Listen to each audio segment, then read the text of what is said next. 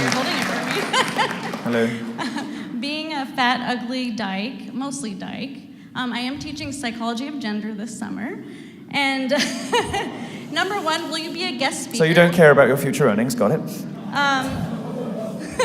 Exactly.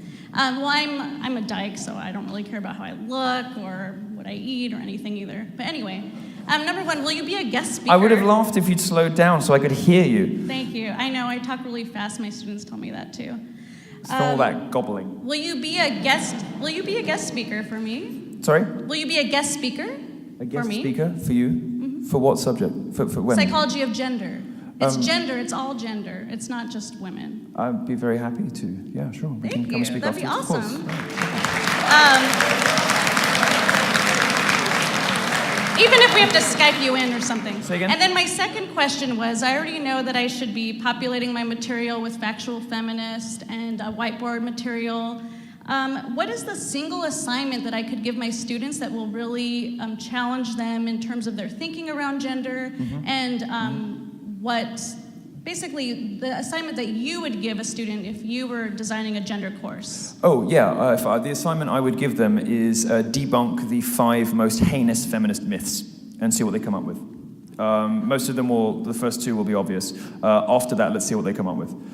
Because the majority of what is taught in gender studies courses and women's studies courses is awful rot.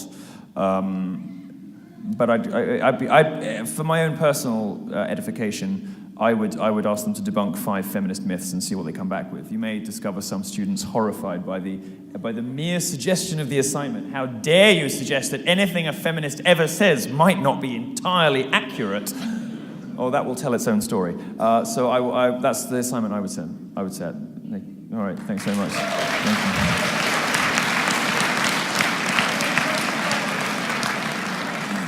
You'll be happier with a boyfriend, darling.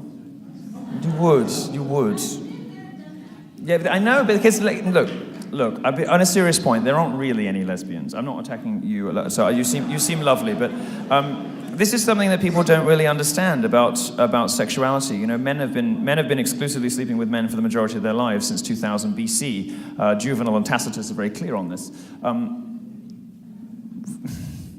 Female sexuality, as we know from all studies that have ever been conducted on this subject, is much more malleable, it's much more flexible. Women who sleep with women tend to have had relationships with men as well. So the old jokes about just needing a good dicking or she's just come out of a bad relationship do tend to be broadly accurate. There is a reason why things become cliches, because they're mostly true. I don't entirely believe in lesbians. There are, of course, a tiny proportion of, the dungaree-wearing types, with the short haircuts, your gender studies professors, who probably will never see a penis. More out of lack of options than preference, but... Well, this is this thing about asexuality, I'm asexual. No, nobody wants to fuck you. Good Lord. No, I mean... For most women, lesbianism is a sort of reaction, it's a response. And this research is not done very often because it's so politically incorrect. But broadly speaking, I just don't really believe in lesbians. And certainly the lesbian domestic violence epidemic, which is something you don't hear very much about, but which is a huge problem that affects lesbian households. The lesbian obesity crisis, which last year the federal government had spent $3 million investigating to try to work out why dykes are all so fat. It's money that could have gone to, I don't know, pride floats for us or something. You really want to waste money on LGBTQIA, PRS, ampersand, exclamation mark. They just buy me more Gucci. Don't waste money on working out why they can't stop eating. This is why we hate each other. And what was the other one? There's something else. It's the obesity crisis. There's... bed death is its own issue.